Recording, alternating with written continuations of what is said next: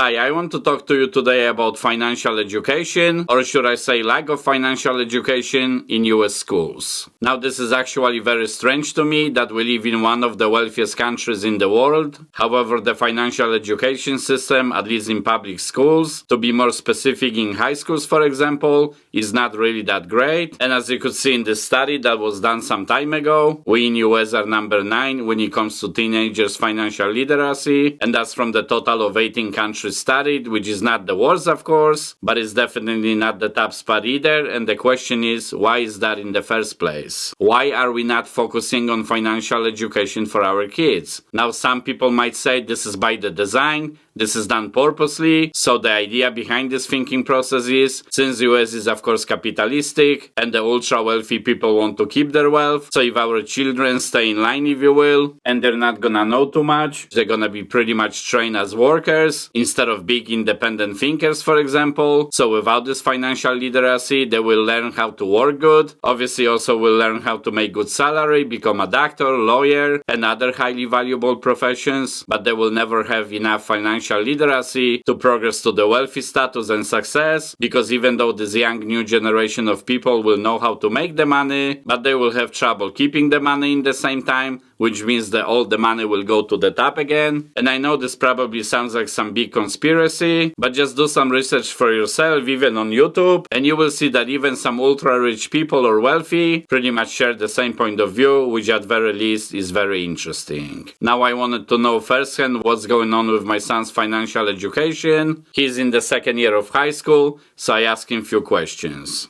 Hey Chris, I want to ask you a couple of financial questions, is okay? Yeah. Alright, how much is the average basically interest on the credit cards right now? Now is March 2024 obviously. Maybe 10? No, that's like close to 22%, dude.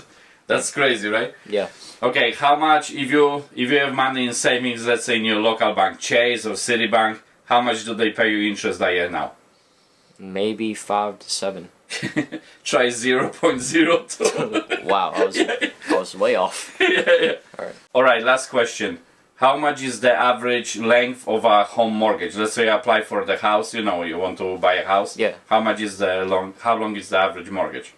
Probably 20 years. Well, it's actually close to 30, but that's not norm, so you're pretty accurate. Alright, thanks. You're welcome. You see, this video was shot a couple of weeks ago before I started to teach my son, and he literally didn't know these answers, at least he didn't answer correctly. Although with the length of the mortgage question, he was kind of correct almost. But something that was even more shocking to me was that when I asked him if he has any financial education in his school, his reply was, no, I don't. So I've said, Chris, seriously, you're telling me you have zero financial education in your school? And he told me that he doesn't even remember one time when any of the teachers mentioned anything about the finances, financial education. That's pretty disturbing to me. Now, in the entire world, about 33% of the entire population is financially literate, which then again means that 67% is not, and that's also quite scary to be honest. Now, Europe is doing really well with financial literacy, which is about 52%, which I think is great, although for Italy is a little bit lower. But then you have some countries like China, which is only 20%, and that's definitely very low. And according to some statistics,